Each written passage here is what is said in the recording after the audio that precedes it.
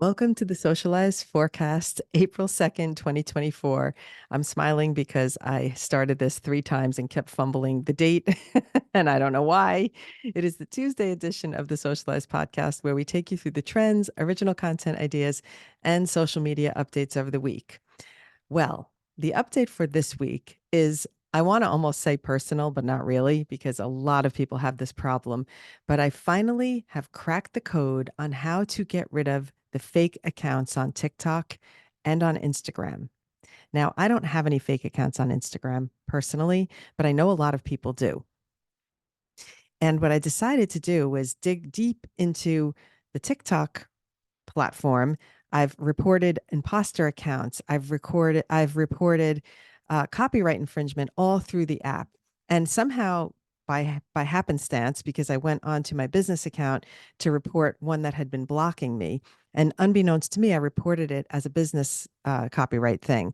And when I got an email, and the email said, "Oh, you've reported this to business, to the business department, but your account is personal." And I was like, Eureka, they sent me a link to get rid of the account via on a with a copyright infringement report. So instead of doing it in the app, I clicked on that and I did it via Safari website. And I did all the follow the directions, and lo and behold, I had this account that was really disturbing a lot of my followers. It was DMing, offering, if you pay me $300, I'm going to teach you how to become famous on TikTok, crazy stuff. And I was really, really upset by it because I thought, I hope none of my followers fall for this scam. Some of them messaged me and asked me if it was really me. So, anyway, just to cut to the chase, managed to get that account taken down. And then I decided to tackle the other 42 accounts that I could find. I think there was 41 other accounts at the time that were imposter accounts with my photo and my videos. And instead of reporting them individually, I put them all on one report, and they all were removed within about 6 hours of me filing this report. So I felt thrilled. I mean, I feel like I cracked the code because I managed to get these accounts taken down. But I will say there was still a few more that I didn't know about that had blocked me. So I did find those, and I've reported those just earlier today. So hopefully those will get taken down as well, and I'll finally be purged of all this nonsense. But if you know someone who is having this problem, they do not take it down if you report it as an imposter account. And I don't know why. It's so frustrating. So this is what you need to do. And I've included the steps in the newsletter. I gave you the link to the TikTok website where you can do the report. I've also given you the link for the same on Instagram. So if you're struggling on Instagram, I haven't had the problem, so I can't guarantee it's going to work. It's just that it is the same process, and I got to believe it will work for you there as well. So go grab those links from today's newsletter. And I even did a tutorial where I walked through step by step how to use the website to make the report. So if you need that, all of those were delivered to the newsletter today. And I hope it helps you, because I think it's one of the most frustrating things when we have our followers who are precious to us and we really care about them are suddenly being duped by these scammers. And it's so upsetting, honestly, as a creator. So if you know someone that's struggling with this, that's what to do. Please either forward them the newsletter with the links, forward them the video I made or the information, somehow get this to them so that they can get rid of these accounts that are trying to take advantage of their followers. I feel so thrilled that I cracked the code on that one. And I'm going to be so on top of it now. Every time someone messages me, and thank you to whoever you are that messaged me, because many, many people messaged me about these scams. And I'm so grateful, because I wouldn't know about it if it wasn't for the messages I was receiving. So do that for people that you know. Let them know it's happening, because that's the only way they're going to find out that this is happening. And also, send them this. Hopefully they can get rid of it. Honestly, I think you can even report it for people, but it's not going to be the same because they're going to need their information, and it's probably best that they report it themselves. All right, let's get to the trends for today. I'm thrilled to say that I had a couple of successful uses of one of these trends. Number one, the dance battle. So Jonathan and I finally had a partner to do the dance battle with. And a lot of times when I see these two-person TikToks and I can't do them myself, like what I did for the other trend last week, where I duetted myself because I wanted to do the trend and I didn't have anybody to do it with. This is another one of those. You can use that same technique to duet yourself if you don't have somebody to do this with. And I did create one where I was doing it together with myself. And then Jonathan was with me for the weekend, my son. So I managed to get him to do it with me. And it was a lot of fun. And he sometimes he's a good sport about doing those TikToks with me. So we did this dance battle. And it's a quick, fun trend where you can grab a friend, do this little fake kind of I call it the Batman punching skit where you fake a punch and the person ducks and you do a back and forth and you write a text battle about what you guys disagree on. So you can go back and forth with somebody like sweet treats. I don't want one, but I'll go with you. Please have one with me. No. And it goes back and forth like that.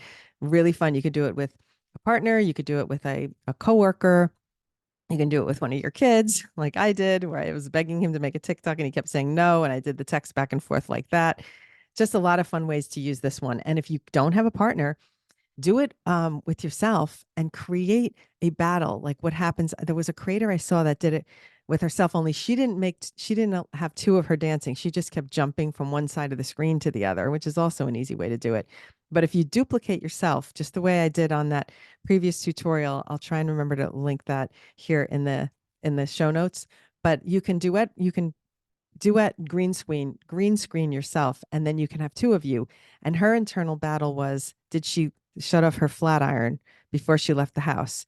And then she's saying, yes, you did. And then her other self was saying, no, you didn't. Go back home. And it was this whole funny thing, very relatable. And it went viral because a lot of people have that OCD moment when you think, did I turn off the oven or did I lock the door? Those kind of things. So there's a lot of fun ways you can do this with an internal battle that you're having with yourself. The next one is, it was hard. And this is a cute, fun lip sync where you can do something where um, how did you pass this kid did how did you pass chemistry, and his thing was it was hard, so he lip synced. So it's, think of something that was hard for you and you can lip sync, yeah, it was hard. So that's a nice, easy, fun one. It could be something business relatable. It could be a book that you couldn't get through. It could be something you tried to do new in your business and then you succeeded at it, whether it was like figuring out how to do a drop ship or something. I mean, something that could be something that was you were struggling with as a business. And I think that could be very relatable. Even just something as simple as figuring out how to make a website or figuring out how to do a link tree. I mean, there's plenty of funny, easy things to do as a creator. And then you could do, it was hard. All right. So food for thought. That's a good one. The other one is biggest fears.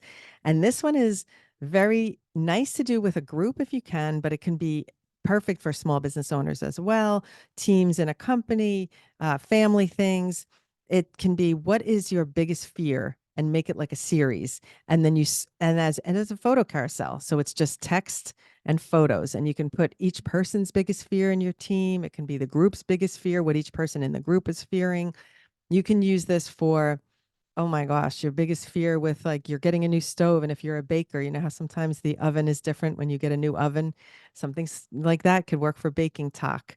I come up with these things off the top of my head. So forgive me if they're not always the best ideas. I say them as they come to me. So thanks for sticking around for it. But there's some really fun ways you can use something like that. My daughter even put in here, my siblings' biggest fears on a family spring break. So that could be a fun one where you're putting each person's fear of what it's going to be like to be on the family vacation. I'm not going to say our family vacations would ever have that because, of course, everybody has a good time. Anyway, all righty, stepping up. The next workshop is announced, and it is going to be on April 19th at 1 p.m. Eastern. What I want to do in this one is cover product videos, how to shoot good product videos where you're not necessarily in them, but you can create stop motion, or you can create some simple transition effects with your products. And we'll cover some where you're in them and when you're not in them. So we'll do a little of both. But I think people struggle with how to be creative if they don't want to be in a video. And I love doing it, sometimes challenging. I remember one time I was helping a specific brand, and I was telling them, do the trend, but make your products be doing the trend, almost like little animated products doing the actual trend. It was such a funny idea and it did pretty well. But you can really think outside the box with trends if you just take your mind out of it and have your products be the people in the trend. That's a fun way to approach a trend with a product. So I'm going to go over all this kind of talk about how to shoot products in an interesting way. in Editing 107 workshop on April 19th. So if you're not in it, get in it. Register. It's free, of course. All the workshops are always free. Come and have fun. I love hosting them. Now for our original content ideas this week, we've got Cowboy Carter, which is Beyonce dropped the new album. And of course, it's probably going to go hot pretty quickly. A lot of times when these albums are dropped, the promoters collaborate with creators to use the tunes, to use the songs in videos. I think it's like a marketing tactic now, just the way they used to go to radio stations and pay to have songs played or that kind of thing. They do the same thing with creators, very similar. Think about that. And so that's why a lot of times these songs are trending. It's because promoters are getting creators to do the videos and they're getting paid to do them. And then because they're being seen over and over and again, then everyone else starts using them thinking, oh, the song's trending. I'm going to hop on it. So hop on it. I mean, this album's probably going to be trending. Grab a song from it. You can use it behind a vlog. You can do a photo dump. You can do, I think they're just going to get traction. I think that the songs are going to get traction across platforms. So it's a good opportunity to just give it a shot and see if some of them maybe end up turning into trends. Next up, high value photo carousels. This is, I love, I know that Julie loves a good photo carousel personally. Because she's a graphic designer, photographer by trade and by basically by education and background, she does love the stills and graphics. And I, not so much. I struggle with it. I always say it's my kind of Achilles heel. Is that the word? Where you have a struggle with something. And I just avoid it a lot of times. I'm a video girl by nature. I love making the video content, and that's where I feel comfortable. So I really struggle with photo carousels. So when they're trending, it's like a thorn in my side. I'd much prefer to do a video trend. So this is your opportunity if you are a photo lover. If you're a photo taker and you're a still photo, I guess, connoisseur, take advantage of the photo carousels. They're so easy to do now, and they're catching on. And some of them, when I look at them on my feed, some of them have thousands and thousands of likes, and I'm like, it's just a photo slide. It's a slideshow. What? But hey, who am I to say? If you love it, do it and put some titles on there. Tell a little story with your photo carousel. And because there is one of the trends this week is a photo carousel, you don't have to do the trend. Think about another way to use photos to tell a story. I do, if I was going to do a photo carousel, I would probably think about using it to tell a day in my life, potentially, like a day in the life of, and put it with a voiceover, maybe, or use the song and have the things sliding with the text on screen telling the story. But you can really make some good content out of a photo carousel. So go for it. The last one is, I'm going to say it's a little bit of a bonus for me if you do it, which is ask me a question. So if you have something that's annoying on your TikTok or you can't figure out why it's happening, or I mean, I'm not gonna say do this one, but somebody was messaging me about double captions. Like, why am I having double captions? Now, if that was a video and the person said, Mothership, help me. Why do I have double captions? I literally would stitch that video and I would say, hi, I'm here for you. Ba ba ba ba. And I think that would be a lot of fun. And it's going to be nice for me because it'll be people requesting some content. And so I'm always trying to think of content for myself. So maybe this is a little bit helpful for me, but it's also helpful for you because I'll answer your questions. Why not? And if it's a question that's very, very specific to your niche, that is not something that other people might really be interested in, I will also just comment to answer the question, but make it a good one so I can stitch it. I would love the opportunity to do that. I've loved doing a good stitch and answering a question. So let's make it happen. All right, let's move on. What I did for your tutorials this week is number one, I gave you how to report the fake accounts, a step-by-step tutorial. That step-by-step tutorial, it is for TikTok, but if you click the link at the top of the newsletter, you'll be able to do these exact same steps on Instagram. So the steps apply to both. It is literally like the same form. I think they probably use the same form plugin because it's exactly the same. I noticed that when I looked at it. So report your fake accounts, but if you want to see a step-by-step tutorial, this is the one for you. The other one I did was by request. I couldn't believe that I had so many people asking me for a tutorial when I did my little glam bot thing on the street with my friend Alicia. So I had Jonathan help me shoot the tutorial and I show you exactly step by step how to do it. Also in that tutorial is a nice little bonus tip about when you shoot slow motion in your phone. If you do it by accident, which I've done a couple of times, it was set to slow motion and I'm like, I didn't mean to shoot that in slow motion. You can remove the slow motion on your video that you shot. So I show that in this tutorial, as a lot of times I add bonus tips in the tutorial. And this was one of those bonus tips in that tutorial. All right. Remember that you can get the newsletter to get all the music suggestions because that's where I put those. And I think I'll take two questions right now and just answer them at the end of this one. I usually answer the questions on the Friday session, but I'm going to answer two quick ones right now. One of them is, why are my YouTube videos only getting 2 to 3 views? Now, this is a very specific question. And also, the person did not tell me their YouTube channel. So I can't even look at it and say, here's why your videos are not good. I have no idea what their videos are about. I have no idea if they have a following over there. So it's a very open-ended question of why someone's videos has 2 to 3 views. So I'll just say, depends on really how many subscribers you have that are actually getting your content, depends on what hashtags you're putting. It really works the same way as any other social media app. Hashtags put you in a bucket of content that gets fed to people looking for that. Your titles are important. Even when you put your YouTube video, when you upload it, it's helpful to have the description, the file name as a description of the video. So if I'm uploading a video, instead of saying stop motion tutorial, literally, if that's the file name, I would actually say how to do stop motion in TikTok, Instagram tutorial. And I would make a very long file name for that video because I do think every little bit helps when you post something to YouTube to help you get found. Okay, little bonus tip right there. Second question for today is music. And I am going to dedicate an entire Friday newsletter strategy session talking about music on these apps. So I'm going to answer this very briefly, but we're going to dive deep into it in another issue. The person asks why I can't use a longer section of my favorite Beyonce song. Why is it only a minute? And here's what I have to say to that.